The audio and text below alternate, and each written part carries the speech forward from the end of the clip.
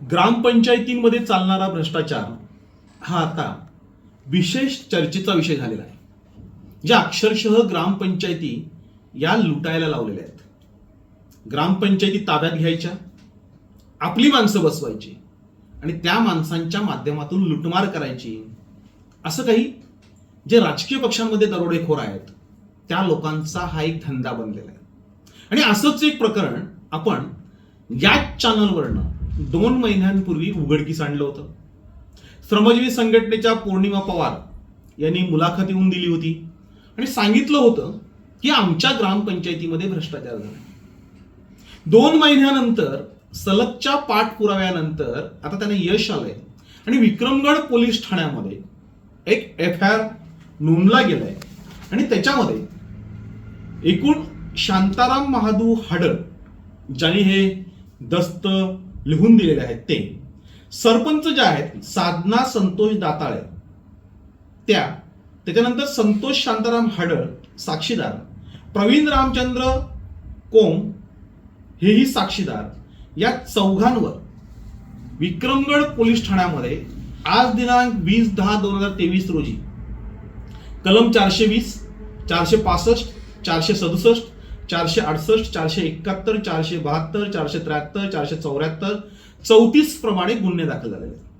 खर तर हे प्रकरण नेमकं कसं घडलंय, कुणी केलंय, भ्रष्टाचार कसा झालाय, या संदर्भात आलोंडा ग्रामपंचायतीचे काही ग्रामस्थ आज मशाल स्टुडिओमध्ये आलेले आहेत आणि आपण त्यांच्याशी चर्चा करणार आहोत. खरं तर ते त्यांचं गारहाणं घेऊन आलेले आहेत. आता त्यांचं नेमकं गारहाणं काय आहे ते आपण ऐकूया.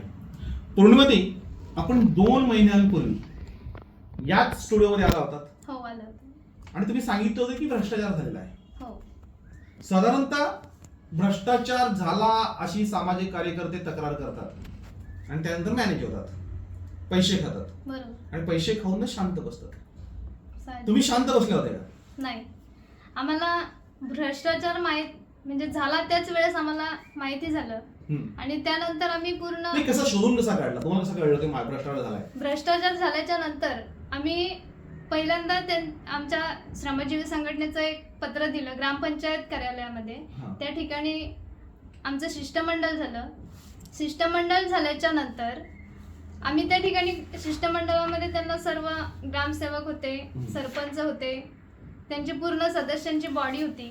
त्या ठिकाणी आम्ही त्यांना विचारणा केली की तुम्ही, आम्हाला अगोदरच माहिती असल्यामुळे आम्ही त्यांना विचारणा केली की तुम्ही जमीन म्हणजे जी ग्रामपंचायतची इमारत बांधण्यासाठी तुम्ही जमीन खरेदी करणार आहात तर मग ती तुम्ही केले की नाही. तर तेव्हा आम्हाला त्यांनी खोटं आश्वासन दिलं, म्हणजे खोटं लेखीच दिलं आम्हाला की आम्ही असं काही केलेलं नाही, कोणतीही जमीन खरेदी नाही केलेली आणि जर आम्हाला करायचे असल्यास आम्ही ते ग्रामसभेत तो विषय घेऊ आणि नंतरला खरेदी करू, असा विषय आम्हाला लेखी दिला. आणि त्याच्यानंतर तरीही आम्हाला थोड्या दिवसांनी असं कळलं की त्यांनी जमीन खरेदी केलेली आहे. त्याचे पैसे देखील ग्रामपंचायतच्या अकाउंट मधून चेकच्या स्वरूपात डेबिट झालेले आहेत. आणि ही जी माहिती आम्हाला जेव्हा मिळाली त्याच्यानंतर आम्ही माहितीचा अधिकार आमच्या ह्या ज्योती ताई आहेत, त्यांचं नाव काय पूर्ण? ज्योती अनंत दिघे. ज्योती अनंत दिघे. त्यांनी माहितीचा अधिकार टाकला. हा, माहितीचा अधिकार टाकला आणि त्या माहितीत आम्हाला हे सर्व पेपर्स मिळाले, म्हणजे हे जमीन खरेदीचं ज्या त्यांनी काय खरेदी खत जे केलंय हे याच्यामध्ये आम्हाला सगळं माहितीच्या अधिकारातून मिळालं. त्याच्यामध्ये आम्हाला त्यांचा 7/12 मिळाला, त्याच्यानंतर बँक स्टेटमेंट मिळालं, असे सर्व दस्तऐवज आम्हाला त्या ठिकाणी मिळाले. आणि त्याच्यानंतर आम्ही पुढे पंचायत समितीमध्ये व्हिडिओंकडे बसलो होतो, त्या ठिकाणी मोर्चा काढला होता. त्याच्यानंतर आम्ही तहसीलमध्ये सुद्धा मोर्चा काढला होता. तहसीलदारांना देखील हा विषय पूर्ण माहिती आहे. आणि त्यानंतर आम्ही दुसरं पत्र एक सीओना देखील दिलं. त्याच्यानंतर त्यांनी पूर्ण त्यांची चौकशी केली, म्हणजे त्यांना नोटिसा दिला. त्याच्यानंतर त्यांचे खुलासे मागून घेतले, बीडीओचं म्हणणं मागून घेतल्यानंतर हा विषय त्या ठिकाणी त्यांची प्रोसिजर पूर्ण झाल्याच्या नंतर आम्ही सीओना काल आमचं शिष्टमंडळ त्या ठिकाणी झालं. आम्ही 13 ऑक्टोबरला पत्र दिलं होतं सीओना आणि काल त्या ठिकाणी आमचं शिष्टमंडळ झालं. त्या ठिकाणी आम्ही 50 लोक बसलो होतो, म्हणजे आम्ही 12 वाजता काल त्या ठिकाणी गेलो. 12 ते संध्याकाळी 7:30 वाजेपर्यंत शिष्टमंडळ चालू होतं आणि त्या ठिकाणी हा विषय पूर्ण चालू होता. आम्ही सिओंना बोललो की तुम्ही आजपर्यंत 2 महिने होऊन गेले आणि आजपर्यंत तुम्ही त्यांच्यावर कारवाई केलेली नाही, तर ही कारवाई आम्हाला आज झालीच पाहिजे असा आम्ही ठाम निर्णय होता आमचा की आज कारवाई झाल्याशिवाय तिथून उठायचं नाही. पण सिओनच्या असं निदर्शनात होतं की हे जे दस्तऐवज त्यांनी बनवलेत, जे खरेदी खत बनवलंय, हे पूर्ण फ्रॉड आहेत, म्हणजे पूर्ण खोटे दस्तऐवज बनवलेत. आणि याच्यामध्ये त्यांनी असा एक विषय काढला की तुम्ही माझ्यावर दबाव करता की तुम्ही गुन्हा दाखल करा किंवा त्यांच्यावर कारवाई करा. तर त्यामध्ये त्यांनी सांगितलं की तुम्ही बीडीओंकडून पहिल्यांदा त्यांना माहिती तुम्ही दिली होती तर त्यांनीच करायला पाहिजे होता, किंवा तहसीलदारांना माहिती दिली होती तर त्या ठिकाणी तहसीलदारांनी करायला पाहिजे होता, आणि तहसीलदारांनी करायला पाहिजे होता हे त्या ठिकाणी त्यांनी सांगितलं. त्याच्यानंतरला आम्ही हे पूर्ण डॉक्युमेंट परत एकदा चालले आणि त्याच्यानंतर आम्हाला लक्षात आलं की हे जे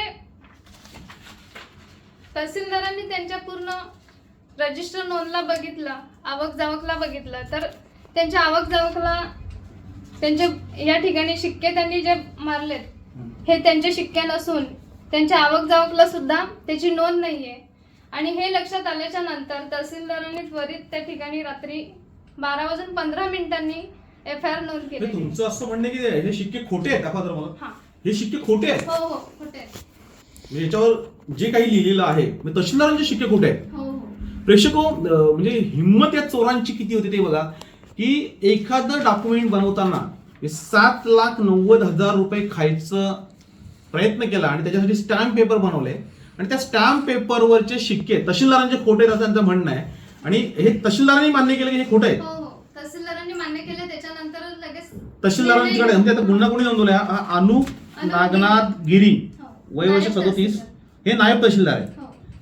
हे नायब तहसीलदारांनी पोलीस स्टेशनला जाऊन गुन्हा नोंदवला की आमचे दस्तावेज खोटे आहेत, बोगस आहेत. पालघर जिल्ह्यामध्ये नुकतंच एक प्रकरण घडलं होतं.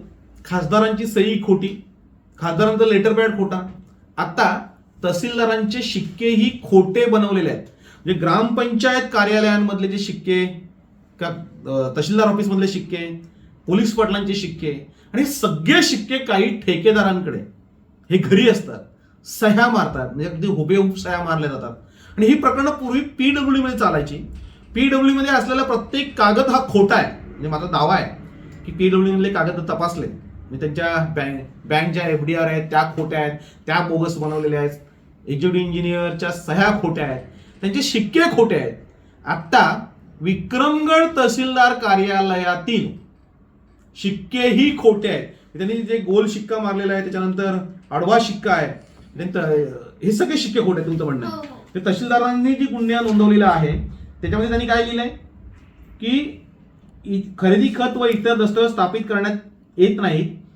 शपथग्रहणाचे सांकेतिक पत्र बघता एक्झिक्युटिव्ह मॅजिस्ट्रेटचे शिक्के, आडवा शिक्का, गोल शिक्का हे बनावट करून जमीन खरेदी नावाच्या दस्तावर अनाधिकृतपणे त्यांचा वापर करण्यात आल्याचे दिसून आलेले आहे. आणि याची नोंद रजिस्टरला त्यांच्याकडे नाही आहे. म्हणजे 100% खोटे शिक्के आहेत हे स्पष्ट झालं. म्हणजे तुम्ही भ्रष्टाचार शोधायला गेले, कारवाई करायला सांगितली आणि हा नवीन भ्रष्टाचार उघडकीस, आणि त्याच्यामध्ये हे 4 लोक गुंतले. आता माझा तुम्हाला प्रश्न आहे, म्हणजे तुम्ही जे बोलले त्याच्यामध्ये सांगतो मी की श्रमजीवी संघटना ही अशी आंदोलन का करते की तुम्ही 12 वाजता गेले आणि 7 वाजेपर्यंत सिओंना कोंडून ठेवणं, म्हणजे कोणत्या नियमात कोणत्या बसतंय?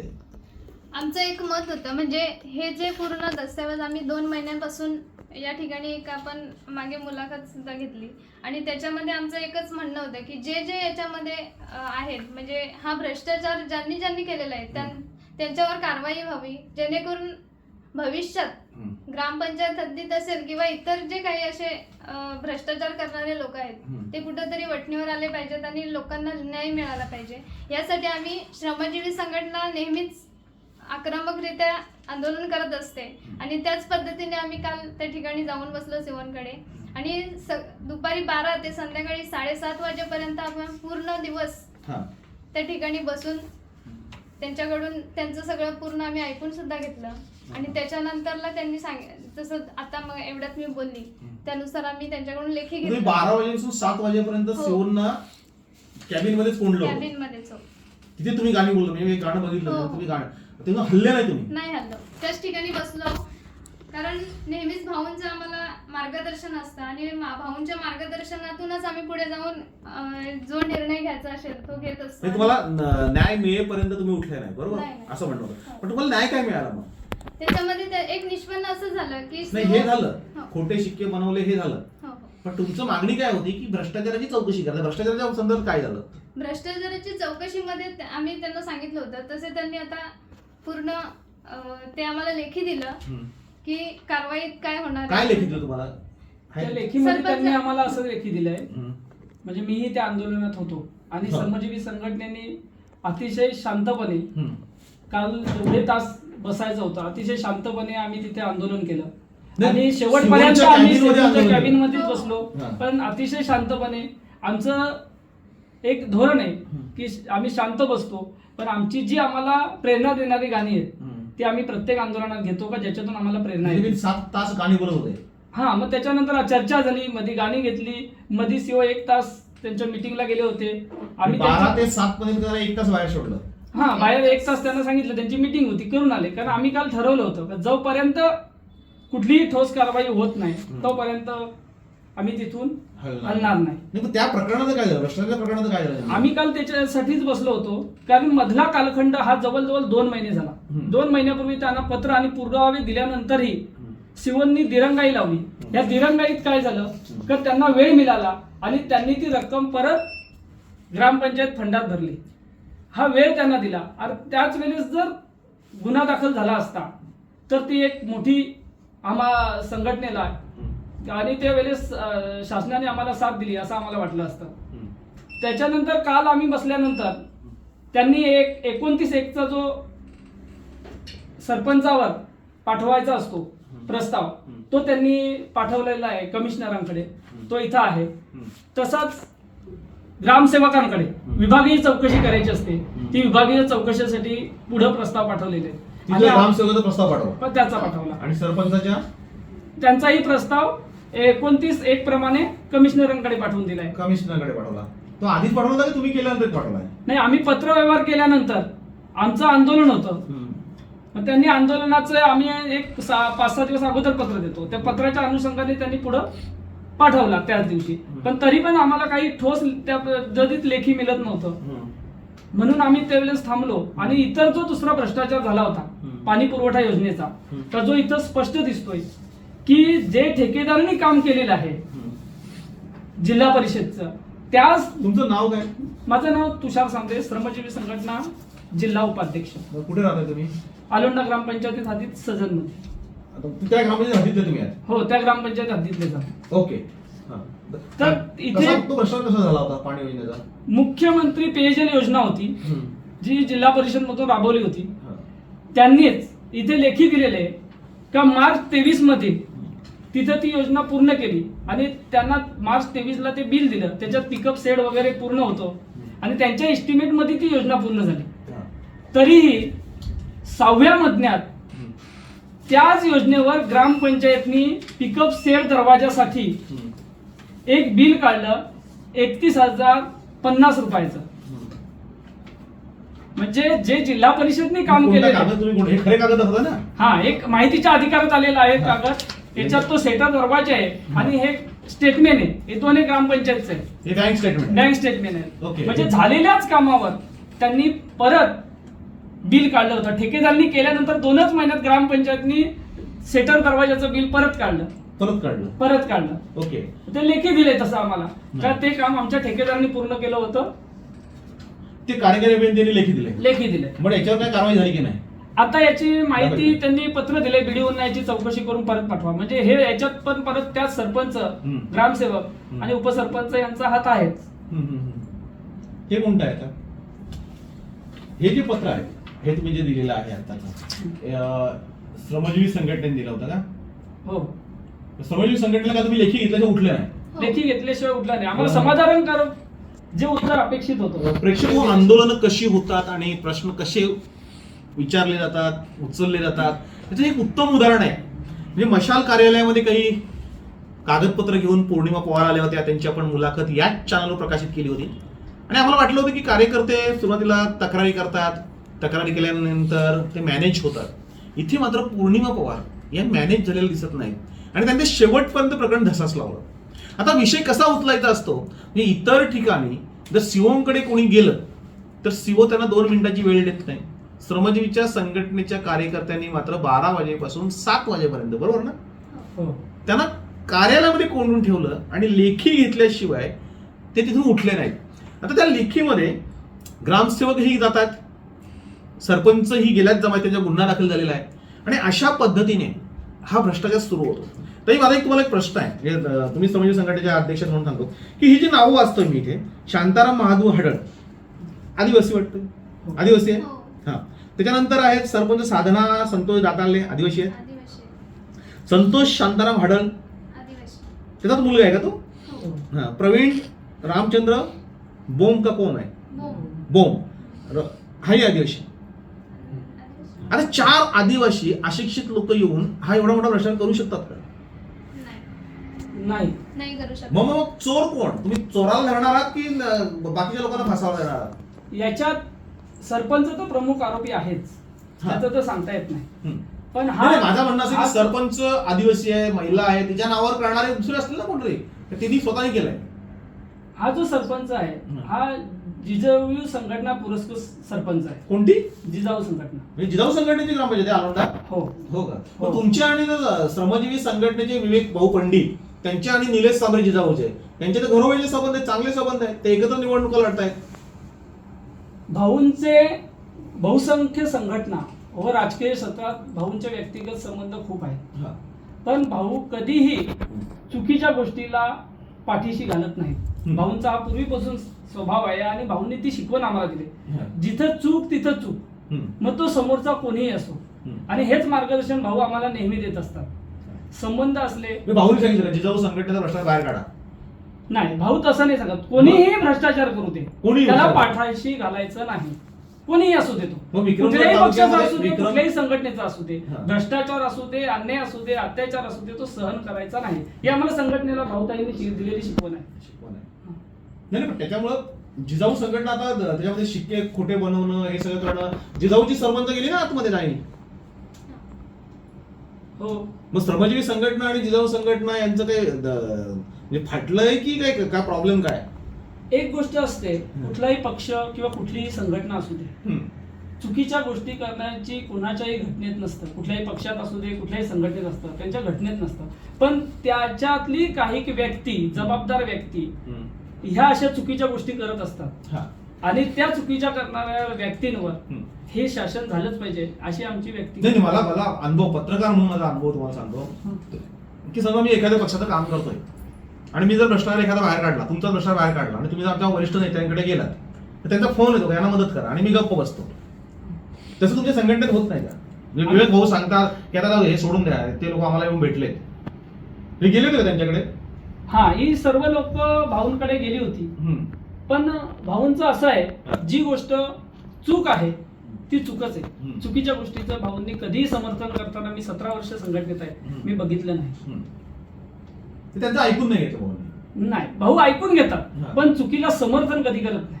भाऊंकडे कोणीही गेला तरी भाऊ त्याचं ऐकून घेतात. हम्म. पण चुकीच्या गोष्टीचं भाऊ कधीही तुमच्याकडे पुरावे होते. आमच्याकडे पूर्ण पुरावे होते. हम्म. आणि नेहमी अशा कुठलीही गोष्ट करायची असली, कुठला भ्रष्टाचार करायचा असला, कोणती विकासाची कामं करायची असली, कुठलाही गोष्ट असली, भाऊ आम्हाला नेहमी मार्गदर्शन करतात आणि नेहमी आम्ही त्यांच्या मार्गदर्शनाचं. प्रेक्षको, मी सगळ्यांसाठी सांगतो, ज्याने जे व्हिडिओ बघतात त्या सगळ्या नेत्यांसाठी, की विवेक पंडित हे जे श्रमजीवी संघटनेचे नेते आहेत, संस्थापक आहेत, यांचा हा आदर्श सगळ्या नेत्यांनी घेण्यासारखा आहे. की विवेक पंडित यांच्याकडे सरपंच गेले, ग्रामसेवकही गेले होते, सगळे कार्यकर्ते मंडळी गेले, आणि विवेक पंडित आणि जिजाऊ संघटना यांचे संबंध चांगले आहेत असं आम्हाला वाटतंय. कारण निलेश सांबरे आणि ते तुमच्या नगरपंचायतीमध्ये एकत्र वगैरे आहेत. ते गेल्यानंतरही विवेक पंडित यांनी कार्यकर्त्यांची बाजू घेतली. त्यांनी प्रकरण समजून घेतलं की हे प्रकरण अशा पद्धतीने झालेलं आहे, आमचे कार्यकर्ते बरोबर असतील तर ते बरोबर आहे, चूक असतील ते चुकीचे आहेत. म्हणजे जर विवेक पंडितांना लक्षात आलं असतं की तुम्ही चुकीचं काहीतरी करताय, हे सगळं पैशांसाठी करताय किंवा हे खोटे पुरावे आहेत, तर विवेक पंडित ते कधीही मानलं नसतं. पण विवेक पंडितांनी पूर्ण बाजू ऐकून घेतली, त्यांचीही ऐकून घेतली, यांचीही ऐकून घेतली. आणि खरं काय, म्हणजे खरं तर हा प्रत्येक नेत्यांनी आदर्श घेतला पाहिजे. नाही तर नेते त्यांना जाऊन भेटला कार्यकर्ता कोणी जाऊन भेटलं की लगेच फोन येतो हे प्रकरण मिटवून टाका आणि त्याच्यामुळे भ्रष्टाचार वाढलाय.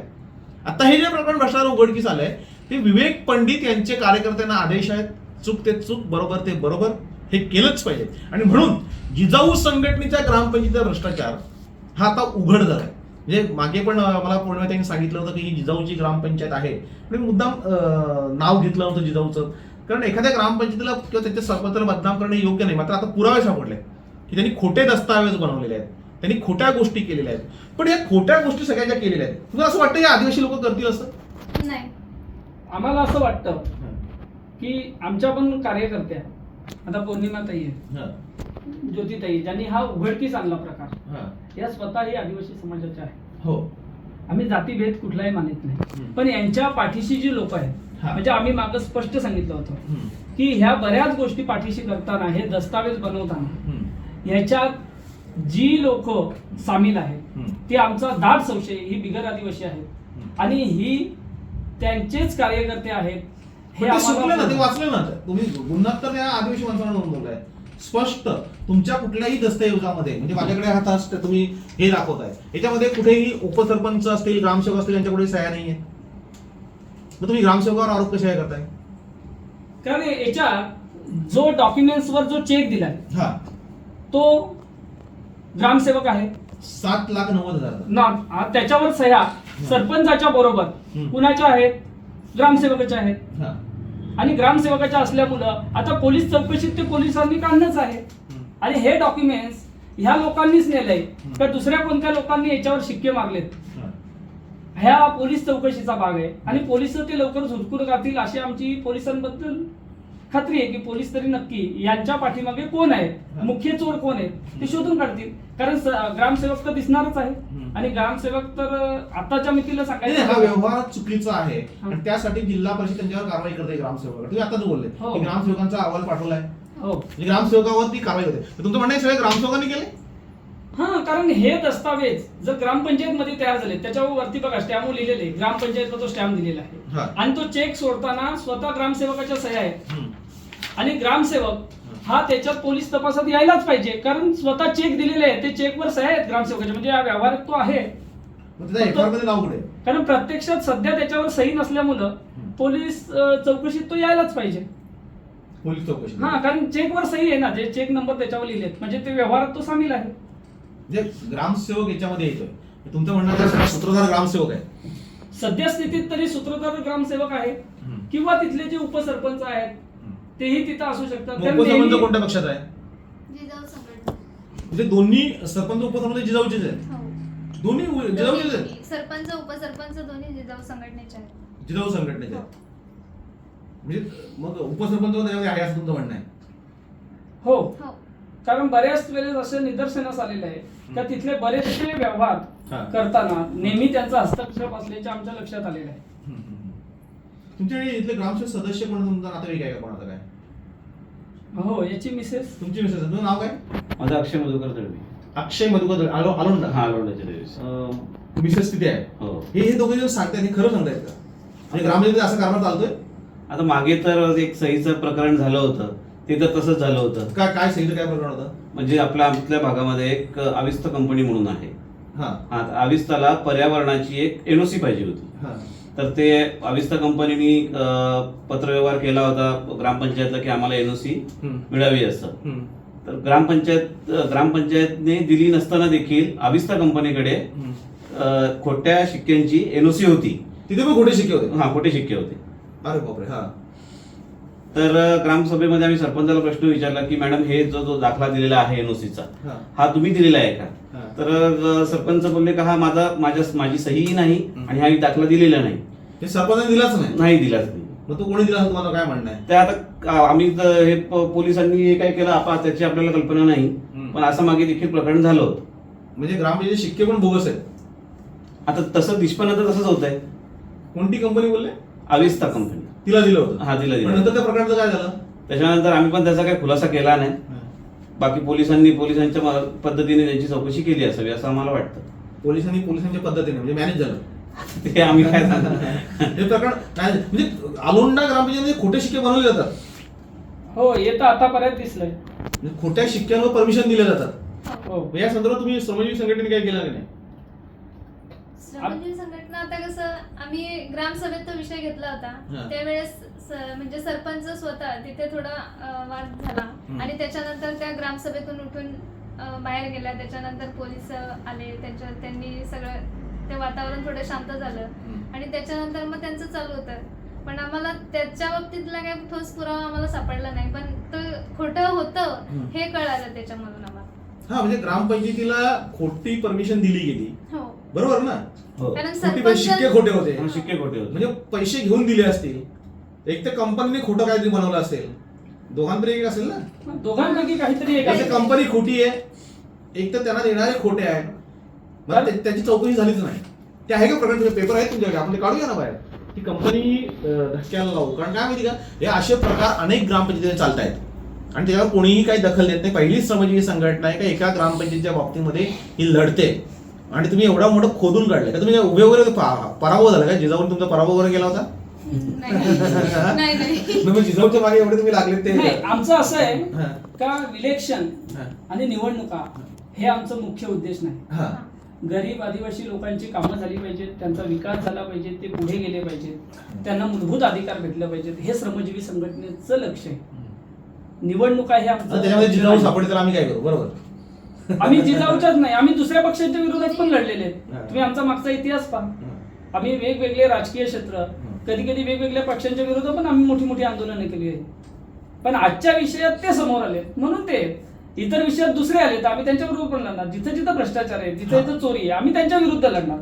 फक्त विषय असा आहे का त्याच्यात जो माणूस आता कित्येक वेळेस ही मोठी लोक, म्हणजे त्यांचं मी नाव घेणं अपेक्षित नाही, पण ही काही मोठी धनिक लोक जसं तुम्ही एवढ्याच सांगितलं अशा गरीब लोकांना पुढे घेऊन स्वतःचा स्वार्थ साधून घेतात. म्हणजे गरीब लोकांना पुढे करतात आणि त्यांचा स्वार्थ साधून आणि स्वतःच्या पोतल्या भरतात. त्यातलाच हा प्रकार असू शकतो असं मला वैयक्तिक वाटतं. नाही, आता पालघर जिल्ह्यामध्ये 100% सरपंच हे आदिवासी आहे. हो. त्यातल्या महिला बहुतांशी आहे, बरोबर ना? बरोबर. मग त्यांचा हा अज्ञानाचा म्हणा, त्यांच्या भोलेपणाचा म्हणा, हा गैरफायदा घेतला जातो असं तुमचं म्हणणं आहे श्रमजीवीचं? हो, हा, मग त्यांचा गैरफायदा घेऊन लोक पैसे कमावतात नक्कीच. आणि त्याच्या विरुद्ध तुमचं आंदोलन आहे, तुमच्या विरुद्ध त्यांचा लढा आहे. बरं, माझं एक सगळ्यांना सरपंचांना म्हणणं आहे, म्हणजे याच्यामध्ये आता त्या सरपंच लटकलेले आहेत. साधना संतोष दाताले, त्यांच्यावर 420चा गुन्हा दाखल. म्हणजे खरं तर हे प्रकरण त्यांनी एवढं मोठं आहे का त्यांच्या डोक्याच्या बाहेर असेल. मी त्यांना ओळखत नाहीये, त्यांना बघितलेलं नाहीये. तुम्हाला त्याला माहिती, तुम्ही ग्रामपंचायत तुम्हाला माहित असेल. पण अशा प्रकारचे खोटे दस्तऐवज, तहसीलदारांचे शिक्के खोटं मारणं, या त्या तहसीलदार मॅडम जे आहे ते त्यांनी गुन्हा नोंदवलाय. त्यांनी तुम्हाला सांगितलं की हे आमचे शिक्के नाहीये, बरोबर? हो. मग असं एक सरपंच करू शकते का? तर मागच्या जेव्हा मी ठक्कर बाप्पाचं प्रकरण बाहेर काढलं होतं तेव्हा सगळ्या ठेकेदारांनी सरपंच, पोलीस पाटील आणि सगळ्यांचे शिक्के खोटे बनवले होते. त्यांच्या कार्यालयात ते शिक्के होते, ते शिक्के मारायचे. त्याच्यानंतर तो प्रकार बंद झाला होता.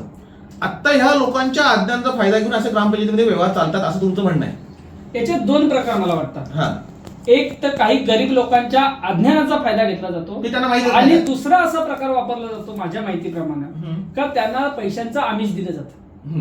म्हणजे दोन प्रकारात ह्या गोष्टी करून घेतल्या जातात.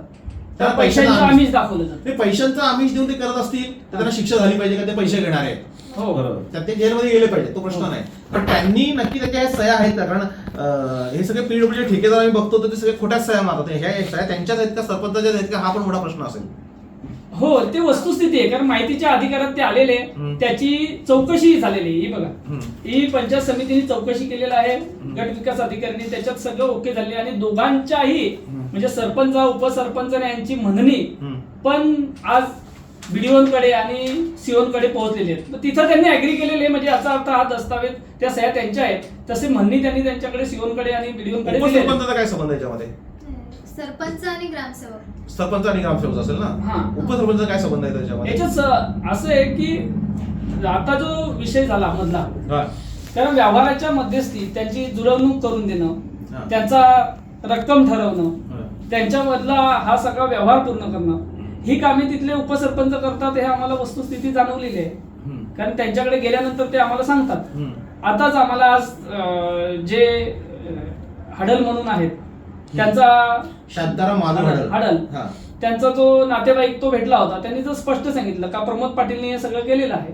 कोण प्रमोद पाटील कोण? उपसरपंच आलोट्याचे उपसरपंच त्यांनी केलेले आहेत. आता त्यांनी स्वतःने असं सांगितलं. कोण बोलला? त्यांचे नातेवाईक बोलले. त्यांचे नातेवाईक बोलले. आता ऐका, शांताराम महादू हडळ यांना 7,90,000 मिळालेत का?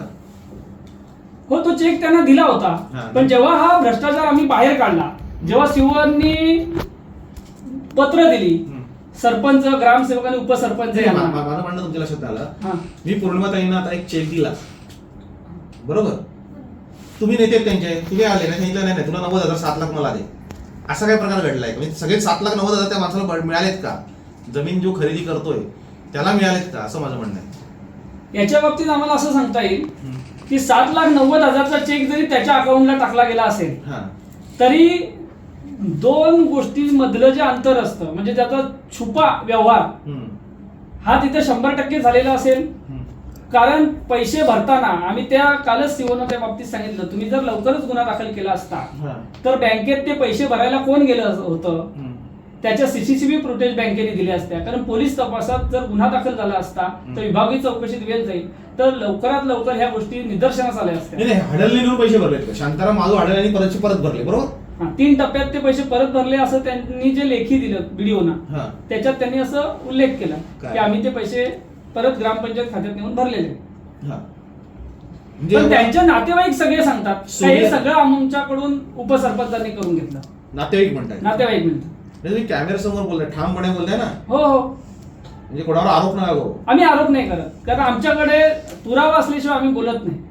ज्यांनी सांगितलंय ते आम्ही स्वतःने ऐकलंय, आमच्या आजूबाजूच्या 4 लोकांनी ऐकलेलं आहे, आणि 4 लोकांचे पुरावे असल्याशिवाय आम्ही विनाकारण कोणावर आरोप करत नाही.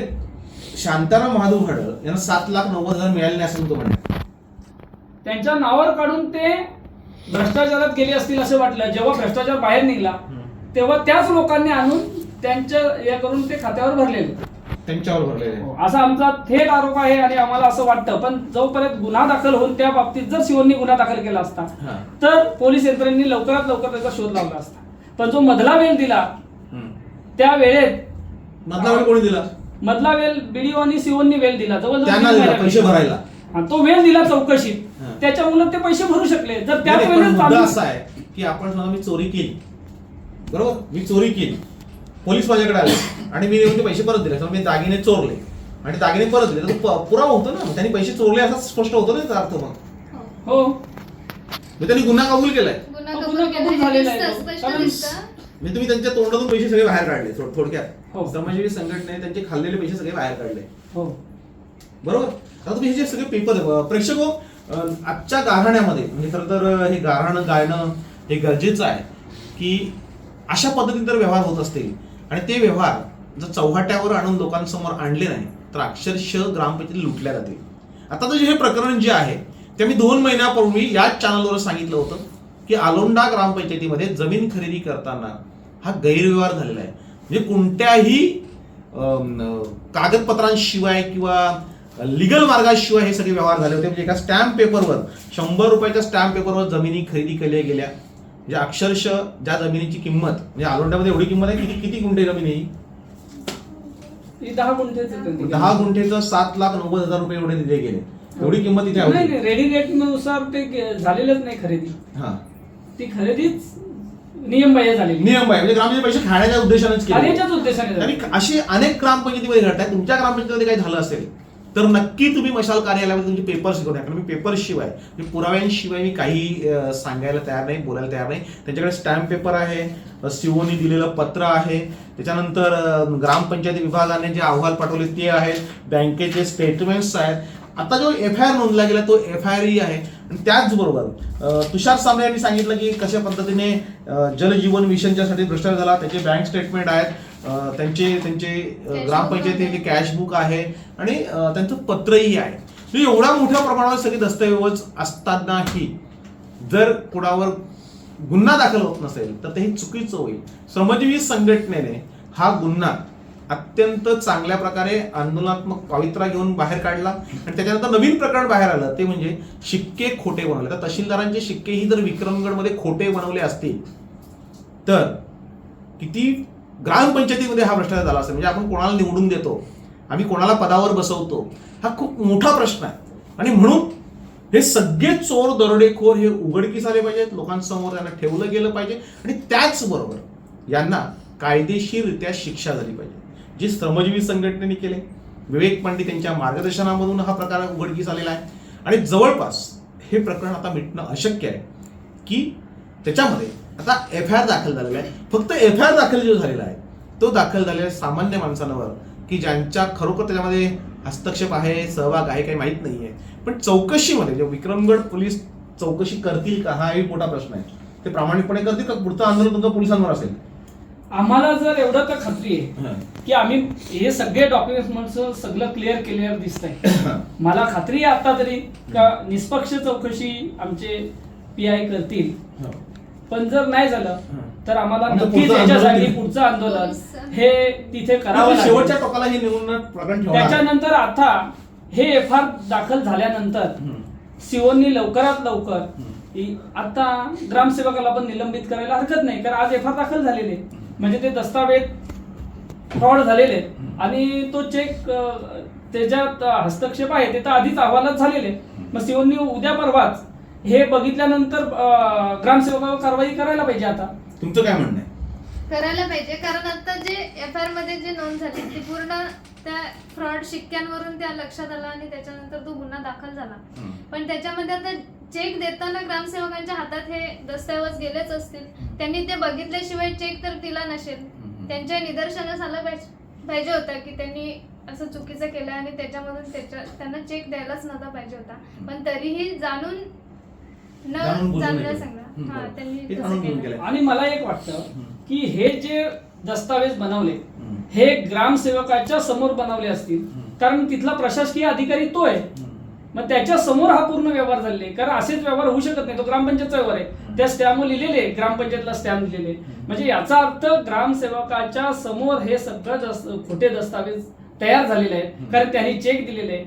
मग हे खोटे शिक्के मारणार ही व्यक्ती त्यांच्यापैकीच आहे. म्हणजे आमचं तेच म्हणणं आहे की जिथे दस्तावेज तयार झाले त्या ठिकाणी ही सगळी लोक होती. आज ही प्रात्यक्षिक काही दिसतात, पण पोलीस तपासात ह्याही गोष्टी बाहेर निघून याच्यावरही मोठ्या प्रमाणात कारवाई करायचे. मुख्य आरोपी हे आहेत का ज्यांनी हे सगळं घडवलेलं. म्हणजे ते मुख्य आरोपी सापडावे तुमचं म्हणणं आहे. ग्रामस्थांचं काय म्हणणं आहे? तुम्ही आलेले आहेत, काय कारवाई झाली पाहिजे की नाही झाली पाहिजे? कारवाई तर झालीच पाहिजे. झाली पाहिजे. याच्यामध्ये सर प्रवीण भोम म्हणून जे आहेत ते पण ग्रामपंचायत सदस्य आहेत. ते तर तसे आमचे मित्र पण आहेत. प्रवीण भोम म्हणून ते सदस्य आहेत. तर या विषयासंदर्भात त्यांच्याशी जेव्हा चर्चा झाली तेव्हा त्यांनी पण असं सांगितलं की मी एक गावचा विकास या उद्देशाने फक्त ग्रामपंचायत व्हावी या उद्देशाने मी सही केली होती आणि ती सही उपसरपंचांनी माझ्याकडून करून घेतली होती असं मला तरी त्यांनी सांगितलं. उपसरपंचांनी सांगितली होती?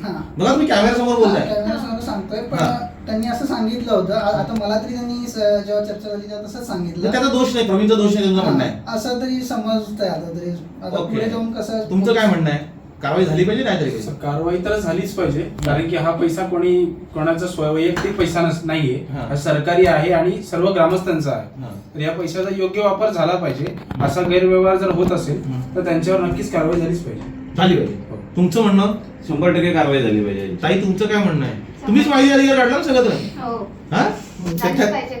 म्हणजे कारवाई होईपर्यंत तुम्ही, कारण हा जनतेचा पैसा आहे, हा जनतेच्या कष्टाचा पैसा आहे. तर अशा प्रकारचा जर भ्रष्टाचार जर होत असेल आणि हे जर भ्रष्टाचार करून जर त्यांच्या वैयक्तिक कामासाठी जर हे पैशाचा वापर करत असेल तर हा अतिशय चुकीचा प्रकार आहे आणि यांच्यावर ठोस निर्णय घेऊन यांच्यावर कारवाई झाली पाहिजे. कारण याच्यात एक गोष्ट मला जाणवली, ज्या मुलीने ज्योती दिघेने हा माहितीचा अधिकार टाकला, तिने शिक्षण किती झालंय? 12वी. तिने तिचा पगार महिन्याचा 10,000 आहे आणि तिच्या पगारातून तिने 7,200 रुपये भरले आणि ह्या सगळ्या प्रती 1100 प्रती घेतल्या. 1100 प्रती घेतल्या, 7,200 म्हणजे तिच्या महिन्याभराचं जवळजवळ उत्पन्न तिने पणाला लावलं हे माहिती घेण्यासाठी. मग तिला तर नाही मिळायला पाहिजे, व्हायला पाहिजे. खरं तर प्रेक्षक हे बघा, आपल्याकडे जर ग्रामपंचायतीने किंवा कोणी शासकीय पैसे मागितले तर आपण भरायला तयार नाही. पण त्या ताई तुम्ही कुठे काम करताय? पगार 10,000 आहे आणि तुम्ही 7,000 भरले माहिती अधिकार, माहिती कागद मिळवण्यासाठी, आणि शेवटी हा प्रश्नाला वाचा फोडले. म्हणजे दोघे बोलतात, खरंच तरी त्यांचं आहे. त्यांनी प्रेक्षक बघा, एका मुलीने हा लढा दिला स्वतःच्या घरातले पगारातले पैसे भरले 7,000 रुपये, कागदपत्र मिळवली आणि या भ्रष्टाचाराला वाचा फोडली. तुम्हीही त्यांच्यापासून आदर्श घ्यायला हवा.